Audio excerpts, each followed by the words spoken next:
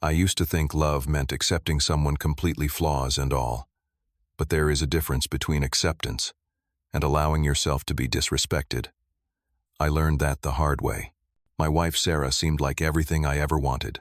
Smart, ambitious, beautiful. I thought she truly loved me for who I was, but her friends always treated me like I was not good enough for her, like I was some charity case she had taken on. And the worst part, Sarah never once defended me. She would just smile uncomfortably and change the subject. I told myself it did not matter, that their opinions were irrelevant. I was wrong. One dinner party changed everything, and I finally realized that silence is not neutrality. It is agreement. Before I dive into how those smirking faces turned to shock, I want to ask you something. Where are you watching this from? Drop your location in the comments below. And if you have ever felt undervalued in a relationship, hit that like button so I know I am not alone. Subscribe if you want to hear how this story ends, because trust me, you will not see this coming. Now let me take you back to where it all started, back when I still believed love could conquer everything. My name is Clint, and I am a high school history teacher here in Portland, Oregon. I am 32 years old, and I genuinely love what I do. Sure, the salary is not impressive compared to the corporate world, but helping teenagers understand the past and think critically about the world, that matters to me. That fulfills me in ways money never could. I met Sarah 3 years ago at a charity fundraiser. She worked in marketing at a tech startup, one of those fast-growing companies everyone was talking about. She had this energy about her, this drive that was magnetic. When we talked that first night, she seemed genuinely interested in my passion for teaching. She asked thoughtful questions about my students, about the projects I was working on. I fell hard and fast. We dated for a year before getting married. Those early months felt perfect. She challenged me intellectually, pushed me to think differently about things. I loved her ambition, the way she approached problems with creativity and confidence. Looking back now, I see things I missed then. But at the time, I thought I had found my person. 3 months into our relationship, Sarah introduced me to her friend group. There were 4 of them, all college friends she had stayed close with over the years. Jessica worked in finance and had one of those loud, commanding personalities that filled any room she entered. Amanda was a lawyer at some prestigious firm downtown, sharp-tongued and quick, with cutting remarks disguised as jokes. Kim owned a boutique marketing agency and seemed obsessed with status symbols and appearances. Tracy was married to a surgeon and lived in one of those upscale neighborhoods where every house looked like it belonged in a magazine. That first meeting, they were polite enough, but I noticed the way they measured me, with their eyes taking inventory of my clothes, my car, the stories I told. When I mentioned I was a teacher, Jessica said, "Oh, a teacher. That is noble." The pause before noble said everything. Amanda asked if I had plans to go into administration, adding that there was more money there. Kim kept steering the conversation to questions about my car, my apartment, where I liked to vacation. Sarah laughed along with their comments that night. She did not defend my choices or redirect the conversation. I told myself they just needed time to warm up to me. I ignored the red flags because I loved Sarah, and I assumed her friends would eventually see what she saw in me. I was wrong about that too. Over the next year, the comments became more frequent and less subtle. When we all went out to restaurants, they would suggest expensive places, then make pointed remarks when I suggested we split the bills differently to keep things fair. At social gatherings, they would talk endlessly about their partners' careers and achievements, then go conspicuously quiet when Sarah mentioned anything about me. I remember Kim's birthday party particularly clearly. She held it at this expensive rooftop bar with a view of the city. Her husband is an investment banker, the kind of guy who wears watches that cost more than my monthly salary. All the men stood around talking about golf club memberships and European vacations, while I nursed an overpriced beer and tried to find an opening in the conversation. Eventually, I shared a story about taking my students on a field trip to a local historical site.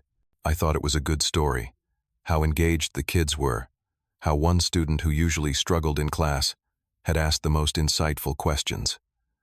Jessica interrupted me mid-sentence. "That is sweet, Clint," she said.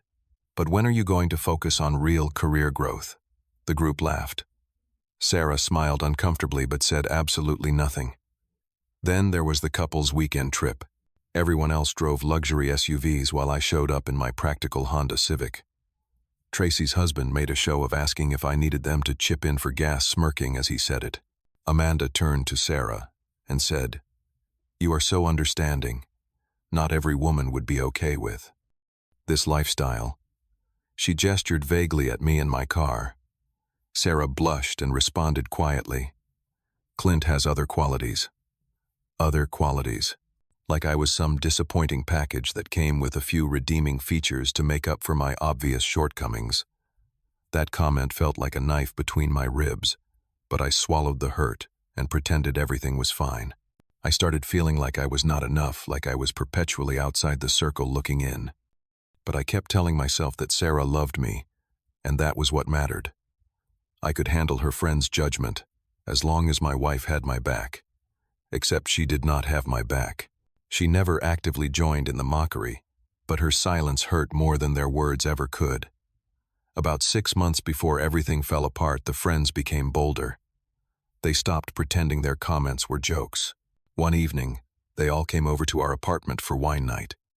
Sarah had been excited about hosting, but I dreaded it. Jessica walked in, looked around our modest living room, and announced, "You two really need to upgrade. This place is so starter apartment." Amanda nodded in agreement. "Sarah, when I got promoted last year, the first thing I did was move to a better neighborhood. You should think about that." Kim turned to me directly. "Don't you feel pressure, Clint? All of Sarah's friends are doing so well. Does not that motivate you to aim higher?" I tried to defend myself, keeping my voice level. I am happy with my work. I make a real difference in kids' lives every single day. Tracy actually laughed out loud. "That is adorable. But differences do not pay for nice things, do they?" The whole group laughed with her. Sarah finally spoke up, but all she said was, "Come on, guys, be nice." She said it with a smile, like they were just teasing, like it was all harmless fun. After they left that night, I confronted her. "Your friends were really rude tonight, Sarah." She sighed like I was being difficult. "They are just joking around. They do not mean anything by it." "It does not feel like joking. You are being too sensitive," she said, pouring herself another glass of wine. "They are my best friends. They want the best for me." That phrase echoed in my head for days. They want the best for me. The implication was clear. I was not the best. I was just what she had settled for. Sarah started making subtle comparisons herself after that. When Jessica got an engagement ring upgrade from her fiancé, Sarah looked at her own ring and said, "It is nice what some people can afford." The implication stung. When Amanda posted vacation photos from Santorini, Sarah scrolled through them with this wistful expression. "Must be nice to travel like that. We can save up for a trip," I offered. "By the time we save enough, we will be too old to enjoy it," she replied. When Kim bought a Tesla, Sarah commented, "I wonder what it is like to have a partner who prioritizes nice things." That comment cut deeper than all the others combined. I started overhearing conversations I was not supposed to hear. At a birthday brunch, I went to the bathroom and walked back just as Amanda was talking to Sarah. "You know we love you, right? We just want you to be happy." Kim added, "And if you are happy with your choices, that is all that matters." The pause before your choices was deliberate, loaded with meaning. Tracy leaned in. "Just remember, you are still young enough to make different decisions if you wanted to." I stood frozen in the hallway out of their line of sight. They were talking about me like I was a mistake Sarah could still correct. I went to the bathroom and stared at myself in the mirror. Am I holding Sarah back? Does she actually deserve someone more successful? The questions haunted me. A few weeks later, Jessica announced she was hosting a dinner party at her new house. She and her fiancé Brad had just bought a place in an exclusive neighborhood. The invitation specified cocktail attire. Sarah was immediately excited, already planning what dress to buy. I felt nothing but dread. These events always made me feel 2 inches tall. The week leading up to the party, Sarah kept mentioning what everyone else would wear, what kind of wine to bring, what topics might come up. She seemed anxious about how we would appear as a couple. Finally, she said, "Can you maybe not talk about work stuff? Just keep it light." "Why cannot I talk about my job?" I asked. "You can just, you know how they are. I do not want them to start with their comments." "So you want me to pretend to be someone I am not?" "I am just asking you to read the room, Clint." She said it like I was being unreasonable. That conversation was a massive red flag. Sarah was more concerned about her friend's opinions than about my feelings. But I went to that dinner party anyway. Part of me hoped it would be different this time. I was so wrong. Jessica's house was massive, all modern lines and floor-to-ceiling windows. There was even valet parking. I felt embarrassed handing my Honda keys to the attendant while everyone else arrived in luxury vehicles. Inside, everything was professionally decorated and perfectly arranged. Everyone dressed expensively, dripping with designer labels. The evening started with cocktails in the living room. The men naturally gathered in one corner talking about stock portfolios, real estate investments, and golf handicaps. I tried to contribute to the conversation. I mentioned a documentary I had watched about economic history, thinking it might be relevant. Brad, Jessica's fiancé, smiled condescendingly. "That is cute, Clint. Do you actually invest? Or do you just read about it?" The group chuckled. My face flushed hot with embarrassment. Dinner was served around this enormous table. The wine flowed freely, and the conversation turned to recent purchases and vacation plans. Everyone had stories about their latest acquisition or trip abroad. Then Amanda started the conversation that would change everything. "Sarah, remember when we were in college and you said you would never settle?" Amanda swirled her wine glass, looking directly at Sarah. Sarah laughed nervously. "Oh God, we were so young and stupid." Kim leaned forward. "But seriously, you have always been the ambitious one in our group. We all thought you would end up with someone equally driven." Tracy added quickly. "No offense to Clint, of course." The table went quiet for a moment. I looked at Sarah, waiting for her to defend me to shut this down. She just turned red and stared at her plate. Jessica, emboldened by wine, and the silence went further. "Come on, we are all thinking it. Sarah, you deserve better than this." My heart pounded in my chest. Every eye was on Sarah now. Amanda continued, her voice dripping with false sympathy. "He is clearly out of your league, honey. You are going places, and he is. Content where he is." Kim nodded vigorously. "It does not mean it is just reality. You two want different things from life." Then they did it. All four of them looked at each other and smirked. That collective knowing smirk, like they were sharing a private joke at my expense. Like I was the punchline they had all been waiting to deliver. Something broke inside me in that moment. I waited. I sat there with my fork halfway to my mouth and waited for Sarah to say something. Anything. I waited for her to defend me, to defend our marriage, to tell her so-called friends that they had crossed a line. But she just said softly, almost in a whisper, "Can we talk about something else?" Not, "That is not true." Not, "Do not talk about my husband that way." Not even, "You are wrong about him." Just, "Can we talk about something else?" The friends laughed lightly and moved on to a new topic, like they had just made casual commentary about the weather. Like they had not just told my wife she was too good for me while I sat right there. I could not eat. My chest felt tight. My hands were shaking. I carefully set down my fork, placed my napkin on the table, and stood up. "Excuse me. I need some air." I walked out to the backyard into the perfectly manicured darkness. I stood there alone, hands trembling, and everything became crystal clear. Sarah's silence was not neutrality. It was agreement. Her friend's disrespect existed because she allowed it. She enabled it. Maybe she even believed it. I had been making excuses for her for 2 years, telling myself she just needed time to set boundaries, that she would eventually stand up for me. But she never would. Because deep down she agreed with them. I pulled out my phone and texted my brother Marcus. "I think my marriage is over."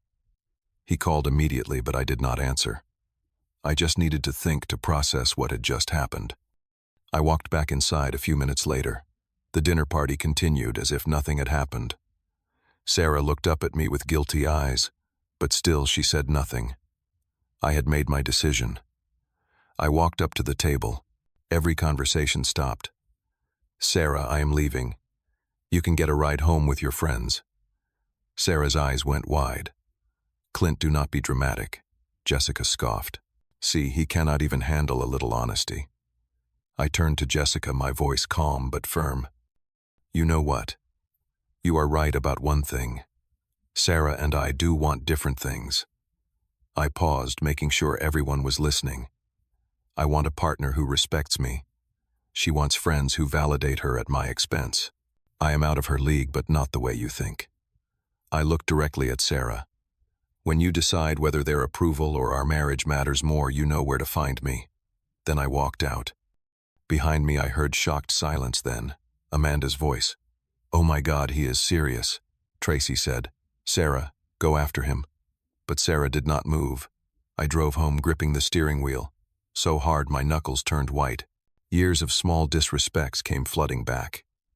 Every dismissive comment, every uncomfortable silence, every time she chose their approval over my dignity. The pain was intense, but underneath it was something else. Relief. I had finally stood up for myself. Sarah came home around midnight. She started to explain, her words tumbling out. They were drunk. They did not mean.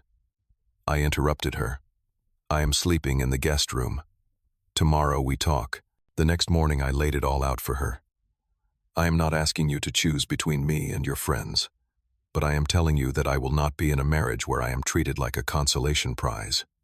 If you cannot respect me, respect my career, respect our life together, then we do not have a future." Sarah cried. "I do respect you. Then why did you not defend me last night, or any night before that?" She had no answer. I moved out that week. I stayed with Marcus and gave Sarah space to think. But I was prepared for the marriage to be over. I would rather be alone than disrespected. The first week after I left was brutal. I questioned everything. Did I overreact? Should I have tried harder to make it work? But then I would remember Sarah sitting there in silence, while her friends told her she deserved better, and I knew I had made the right choice. Sarah called multiple times. "Can we please talk? I miss you. Another time I will talk to my friends. I will set boundaries, I promise." But I had heard promises before. Empty words meant to smooth things over without actually changing anything. The turning point came from an unexpected source. Sarah's mother called me. "Clint, I heard what happened. I am so sorry." Her voice was kind, genuinely sympathetic. "Between you and me, I never liked those friends of hers. They made Sarah into someone I do not even recognize anymore. You deserved so much better than how you were treated." That validation coming from Sarah's own mother confirmed everything. I was not crazy. I was not overreacting. I had been disrespected, and I was right to walk away. During the separation, I focused on myself. I threw myself into my work with renewed energy. My students noticed the difference. I was more present, more engaged, more creative in my teaching. I started working out at the gym near Marcus's apartment. I reconnected with friends I had neglected during my marriage, guys who actually valued me and enjoyed my company. One of my oldest friends, Danny, told me something I will never forget. "Man, we all saw it happening. You were dimming your own light to make her friends comfortable. But you are a great teacher, Clint. You help kids grow and think critically every single day. That matters infinitely more than any six-figure salary." Hearing that reminded me of my own worth, something I had lost sight of somewhere along the way. 3 weeks after I moved out, Sarah showed up at Marcus's apartment. She looked terrible, like she had not slept in days. Dark circles under her eyes, hair pulled back messily. "Can we please talk? Really talk this time?" We went to a coffee shop nearby. Sarah confessed everything over a barely touched latte. I ended my friendships with Jessica, Amanda, Kim, and Tracy. She looked down at her hands. "After you left, I started seeing things clearly for the first time in years. They were never really my friends. They were always competing, always judging, always trying to make me feel like I needed to keep up with them. I got so caught up in their world that I forgot what actually matters." She apologized, tears streaming down her face. "I am so sorry I never defended you. I was a complete coward. I was more afraid of their judgment than I was committed to our marriage." "You were right about everything, Clint. About all of it." She asked, "Can we try again? I will do anything. I will go to therapy. I will prove to you that I have changed." I felt sad looking at her, but not angry anymore. The anger had burned itself out. "I appreciate the apology, Sarah. I really do. And I believe that you are genuinely sorry." I paused, choosing my words carefully. "But cutting off your friends does not fix what is broken between us. The problem was not just them. It was that you valued their opinions more than my dignity. I need someone who is proud of me, not someone who apologizes for me. I need a partner, not someone who sees me as a project to upgrade or a compromise to make." Sarah cried harder. "I was proud of you. I lost my way." "Maybe you did," I said gently. "But I cannot spend the rest of my life wondering when you will lose your way again. I cannot live waiting for the next time you choose someone else's approval over our relationship." We agreed to divorce. It was amicable. No drama. No fighting over possessions. Just two people who had wanted different things and finally admitted it to themselves. 6 months later, I moved into my own apartment. It was small but comfortable, decorated exactly how I wanted. No more compromising on furniture choices, no more worrying about impressing anyone. I had been promoted to department head at school. I was leading a new initiative, focused on helping underprivileged students access advanced history courses. The work was challenging and deeply fulfilling. I started dating again, cautiously at first. I met a woman named Laura at a teachers' conference. She was a librarian at a public library across town. Our first conversation lasted 2 hours, all about our favorite historical novels and the importance of making learning accessible to everyone. She never once asked about my salary. She never questioned my car, or my apartment, or my vacation budget. She asked about my passions, my dreams, my students' success stories. She wanted to know what made me come alive, not what I could afford to buy. When Laura met Marcus and my friends, she fit naturally into my life. There were no pretenses, no apologies for who I was or what I did. She met me exactly where I was and seemed genuinely happy to be there. I ran into Jessica one afternoon at a grocery store. She tried to make small talk, asking how I had been. I was polite but distant. "You know," she said, lowering her voice, "Sarah really regrets everything.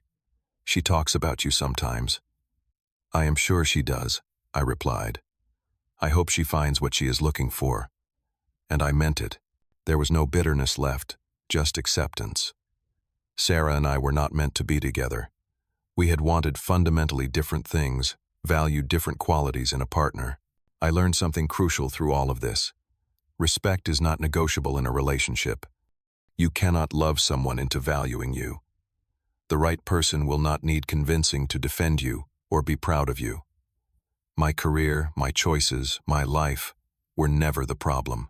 The problem was being with someone who saw them as problems, as things to apologize for or explain away. I was never out of anyone's league. I just needed to find someone who was playing the same game. I was someone who measured success by impact and fulfillment rather than salary and status symbols. Now I have that with Laura, and I will never settle for less again.